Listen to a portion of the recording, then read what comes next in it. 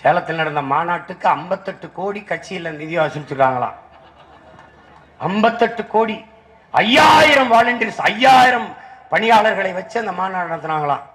அப்படி 5000 இளைஞர் படையை வச்சு தூத்துக்குடியில சென்னையில வெள்ளச்சேதத்துக்கு உதவி இருக்கலாமே. கட்சியில 58 கோடி வசூலித்த நீங்கள் ஒரு 5 கோடியை வசூலித்து உதவி இருக்கலாமே. எப்படி எப்படி 5 லட்சம் கொடி கட்டணும், 100 ஏக்கர்ல மாநாடு போட்டோம், 1000 ட்ரோன் வட்டம். மாநாட்டின் தலைவர் இளைஞரணி தலை செயலாளர் பேசிக் கொண்டிருக்கும் போது நாற்காலி மட்டும்தான் இருக்கு, ஒருவே இல்லையடா. ஒரு நாள் சோறுட்டிக்கு இத்தனை ஆயிரம் மக்கள், ஒரு காசு இல்ல, குவார்டர் இல்ல, பிரியாணி இல்ல, இத்தனை ஆயிரம் உணர்வுள்ள மக்கள் கூடிதான் ஒரு நாள் சோறுட்டி.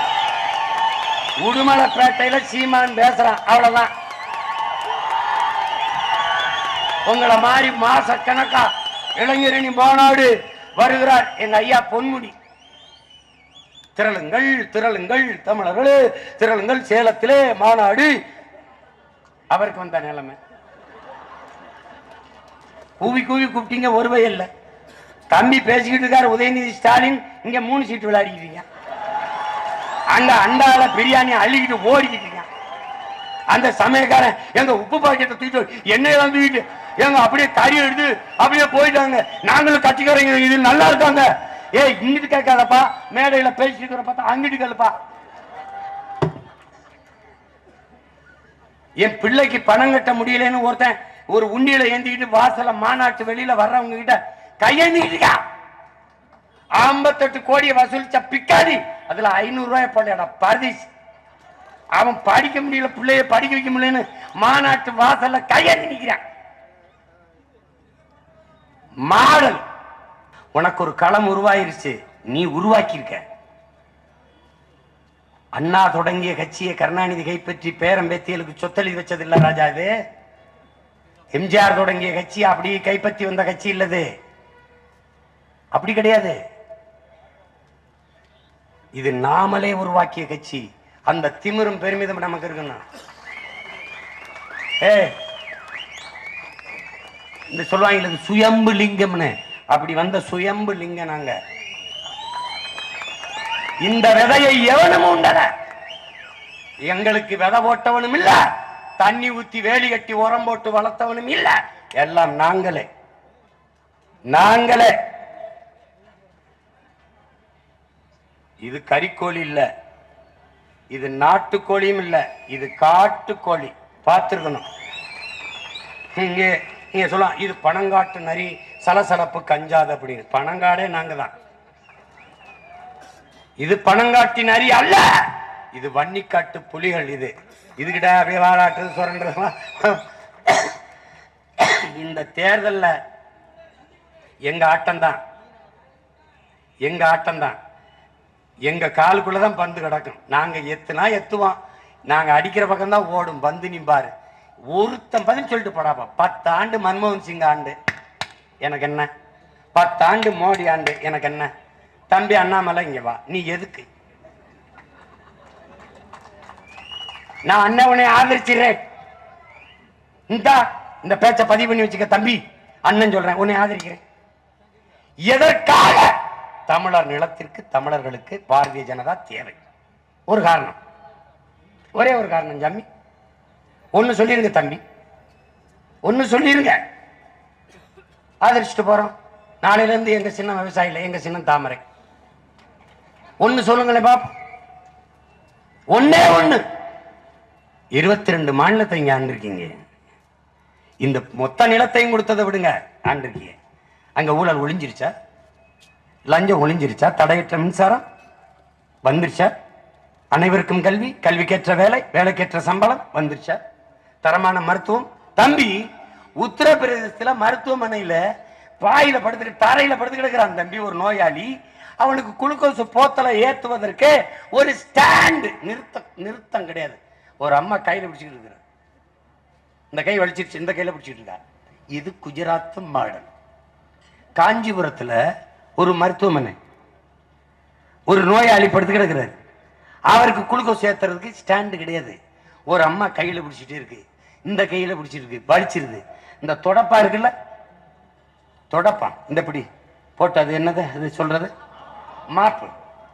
அந்த மாப்பை, அந்த மாப்பு இருக்குல்ல, அதுல ஒரு குச்சி இருக்கும்ல, அந்த மாப்பை வச்சு அந்த குச்சி அந்த இதுல கட்டி அந்த அந்த நோயாளிக்கு கொடுக்க செய்யுது. இது என்னது? திராவிட மாடல்.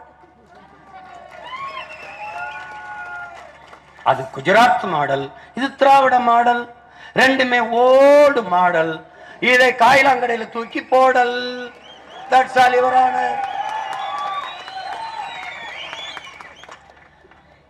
அதவே 2 கோடி 3 கோடி ரேஞ்ச் ரோவர் காஞ்சி ரோவர்னு எதையோ ஓடி கிடக்குறேன்.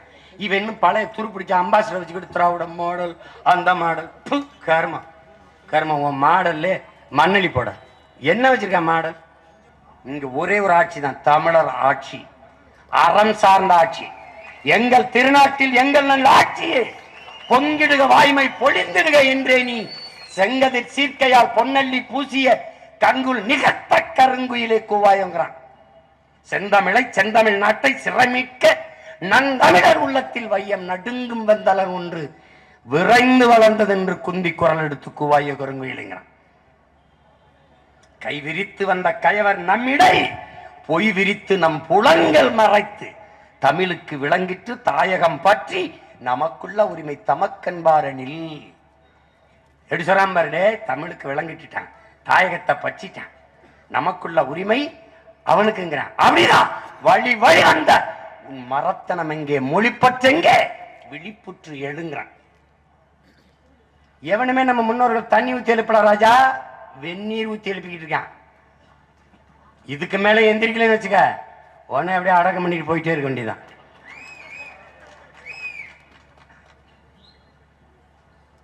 இப்படி பாரு, நறுக்குவோம் பகையின் வேறு சிறுத்தை பெருங்கூட்டம் நாம் தமிழர் நாம் தமிழர் என்று முரசறைவாய். இதுவரைக்கும். இதுக்கு முன்னாடி வென்று வருவான் திராவிட காளை, யார்? நம்ம தாத்தா தான். ஏன் நம்மள மாதிரிதான் ஏமாந்து அப்படியே வேப்பல் அடிச்சவன மயங்கி மயங்கி மண்டையாட்டி அப்படி இருந்த ஒரு காலகட்டத்தில் ஓங்கி செவில அரைஞ்சவன என்னப்பா அப்பதான் தெளிவு வருது. அப்படி ஒரு தெளிவு அவருக்கு வருது.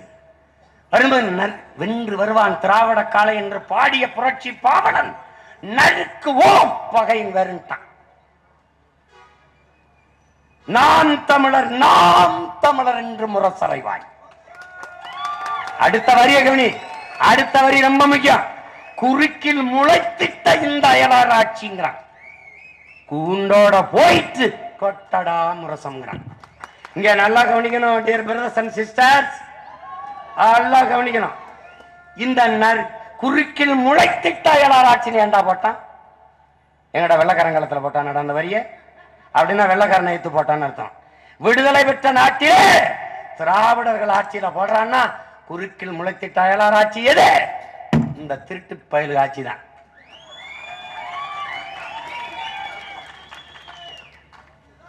நீ உன்னை என்ன செஞ்சு சரி செய்ய முடியும்? உதயநிதிட்ட கொடுப்ப, இன்பத நீதிக்கிட்டையும் கொடுப்ப நாட்டை. உனக்கு துன்ப நீதியை தவிர எதுவும் இருக்காது.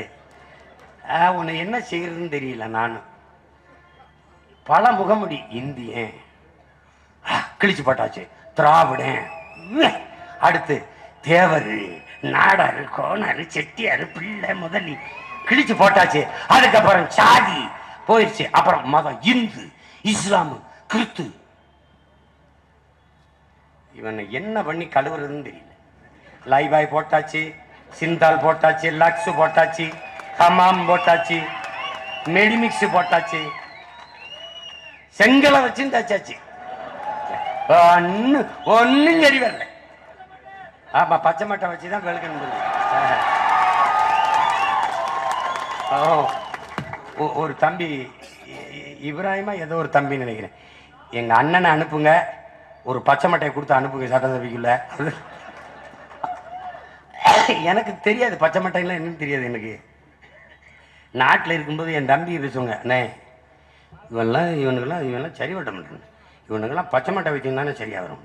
அப்போ எனக்கு ஒன்றும் இது என்னது பச்சை மட்டை வைத்தியம் 2-3 தடவை சொல்லும்போது நான் பொருள்படுத்தலை.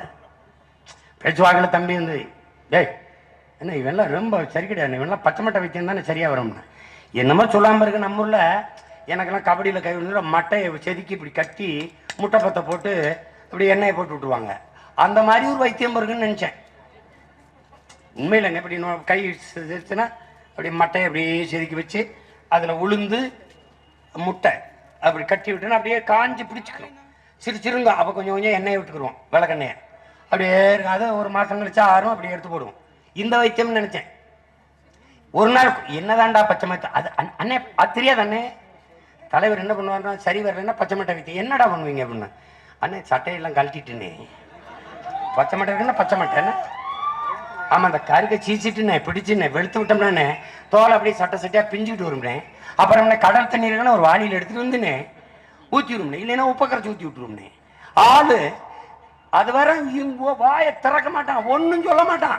இந்த பச்சை மட்டையை அடித்து உப்பு தண்ணியை ஊற்றுனோட எல்லா உண்மையும் சொல்லிடுவாங்க. இப்போ நம்மளும் கூட அதை என்கொயரிக்கு வைக்கணும், விசாரணைக்கு வைக்கணும். 2 பச்சை மட்டைக்கிட்ட வெளுத்து எவன் எவ்வளோ கொள்ளையடிச்சிருக்கான்னு சொல்ல மாட்டான். அந்த சிவாஜி படம் மாதிரி ஆபீஸ் ரூமுக்குள்ள போங்க, அங்க அந்த ஜிம் பாய்ஸ் இருப்பாங்க, அந்த கூட்டங்கள் எல்லாம் இது பண்றதுக்கு நிறுத்திருப்பாங்களா, அவங்களுக்கு பேர் என்ன, பவுன்சர். பவுன்சர் பவுன்சர் மாதிரி ஒரு 4 பேர் அப்படி குறுக்கு மறுக்குமா அப்படியே நடக்க விடும்போது அப்படியே இருப்பான். என்ன நடக்குமான்னு பச்சை மட்டைக்கு வச்சு சரி எவ்வளோ வச்சிருக்க நீ சொல்றியா நான் சொல்லுவ. 2 லட்சம் கோடி வச்சிருக்க, நீயா கொடுத்தா வெளியில இருப்ப, நானா எடுத்தா உள்ள இருப்ப. வசதி எப்படி? வசதி எப்படி? எனக்கு அங்க ஒரு அணை கட்ட வேண்டியது இருக்கு, 2500 கோடி தேவைப்படுது, கட்டிரு. உன் பேரை வைக்கிறேன், இல்லை உன் பொண்டாட்டி பேரை வைக்கிறேன். சரி ரொம்ப நீ விரும்பிட்டு உன் அப்பாட்டி பேரை கூட வைக்கிறேன். எனக்கு வேண்டியது அணை, உன் துணை எதுவோ அது பேரை வச்சுக்கோ. வழி இல்லை.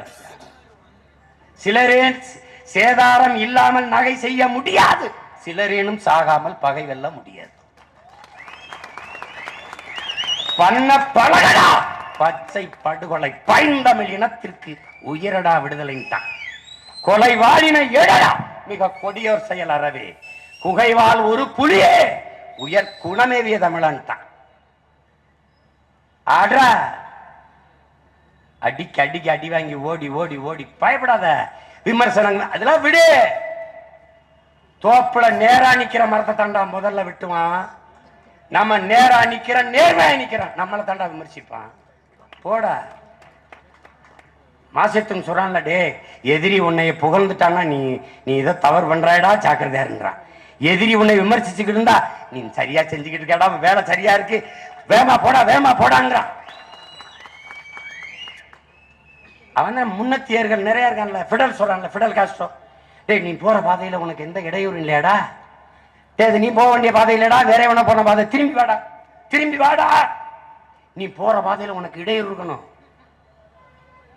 உனக்கு இடையூறு இருக்கணும், விமர்சனம் இருக்கணும், சிக்கல் இருக்கணும், ஏச்சு இருக்கணும், பேச்சு இருக்கணும், அப்பதான்டா நீ சரியான பாதையில் போற போடாங்கிற. இதனால இதுக்கெல்லாம் கவலைப்படாது.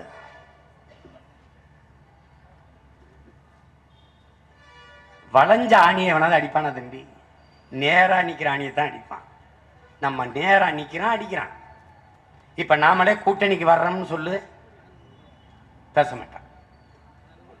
சீமான் யார் கூட போவார், எத்தனை கோடி வாங்கி இருப்பார், எவர்கிட்ட இருப்பார். தம்பி கோடிக்கணக்கான ரூபாயை உனக்கு தர்றேன், எத்தனை சீட்டு கேட்கிறிய தர்றேன்னு சொன்ன இடத்துல வேணாம்னு எந்திரிச்சு வந்த ஒரு ஆண் மகன் பிரபாகர மகன் நான் தாண்டா இருக்கேன், ஒருத்தன் கிடையாது அந்த நாட்டு. எனக்கு வேண்டாம், எனக்கு வேண்டாம். நான் 4-3 சீட்டை வச்சு ஒன்னும் பண்ண போறது இல்ல. எனக்கு இந்த நாடு வேணும், ஏன்னா எனக்கு கனவு இருக்கு. இது நான் கண்டதில்ல, என் தலைவன். அவன் கண்டதும் இல்ல, அவன் முன்னவர்கள், அவன் முன்னவர்கள், அதுக்கு முன்னவர்கள், பல ஆயிரம் ஆண்டுகளாக எனது இன முன்னோர்கள் தூக்கி சுமந்த கனவை என் தலைவன் சுமந்தான். அவன் பிள்ளைகள் அவன் கனவையும் சேர்த்து சுமக்கிறோம்.